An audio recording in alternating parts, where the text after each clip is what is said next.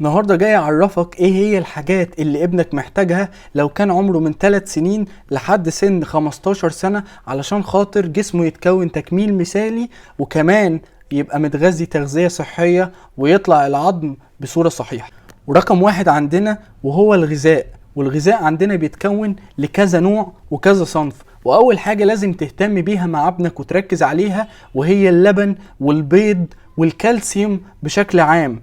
واهم حاجة من ضمن الحاجات دي وهي اللبن اللي بيعتمد فيه جسمه على تكوين العظام بشكل سليم وبشكل صحي، وكمان الاسنان من ضمن العوامل المساعدة لتكوينها هي الكالسيوم زي ما معروف. واهم مصادر الكالسيوم اللي بتخش جسم الطفل عموما او جسم الانسان هي اللبن والبيض، ولا غنى عنهم ابدا. عشان كده لازم تعود ابنك من وهو صغير ان هو يحب اللبن ويحب البيض، حتى لو في الاول الموضوع كان غصب عنه وما عندوش رغبة فيه. وتاني حاجة لازم ابنك يتعود عليها في نظامه الغذائي وهي كمان طبق السلطة. طبق السلطة المهم جدا جدا جدا بسبب أهميته في تكوينه لجسم ابنك في المرحلة العمرية دي، بسبب احتوائه على جميع العناصر والمعادن الذي يحتاجها الجسم أثناء فترة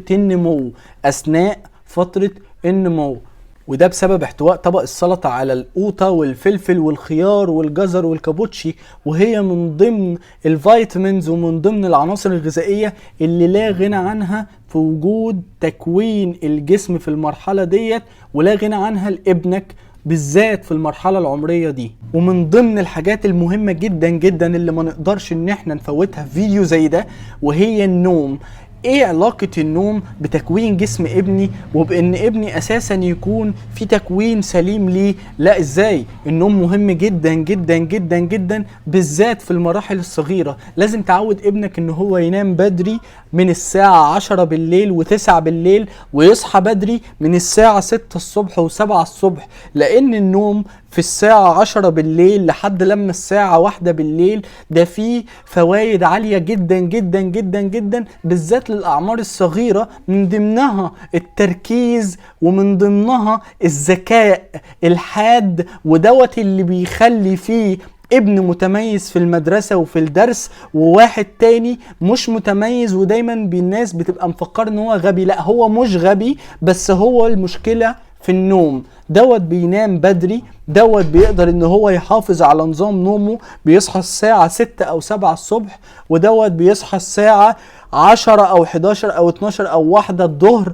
فطبعا مستحيل يبقى فيه هنا التركيز زي هنا التركيز. عشان كده لازم نحافظ كويس جدا على النوم، ولازم نحافظ كويس جدا جدا جدا ان احنا ننام بدري ونصحى بدري بالذات في الاعمار الصغيرة اللي زي كده. ومن ضمن الحاجات المهمة جدا جدا جدا اللي لازم ابنك يعملها في المرحلة دي عشان خاطر يتم التكوين بتاعه بشكل مثالي وهي ممارسة الرياضة. ممارسة الرياضة اللي هتكون سبب كافي جدا جدا جدا ان هي تحقق لك كل الحاجات اللي انت عايزها من ابنك، لانك انت تبتدي ان انت تحطه تحت الضغط بتاع لو انت ما عملتش كذا مش هوديك التمرين، لو ما ذاكرتش مش هوديك التمرين، لو ما عملتش اللي وراك مش هوديك التمرين. ودوت هيخلي ابنك يسمع كلامك. ولكن مش عشان كده انا عايزك تخلي ابنك يمارس الرياضة. الرياضة اولا بتسبب السعادة عند الولد، ودايما بتسبب ان هرمون الدوبامين يبقى هرمون مرتفع، ودوت هو هرمون السعادة. عشان كده ممارسة الرياضة لدى الاطفال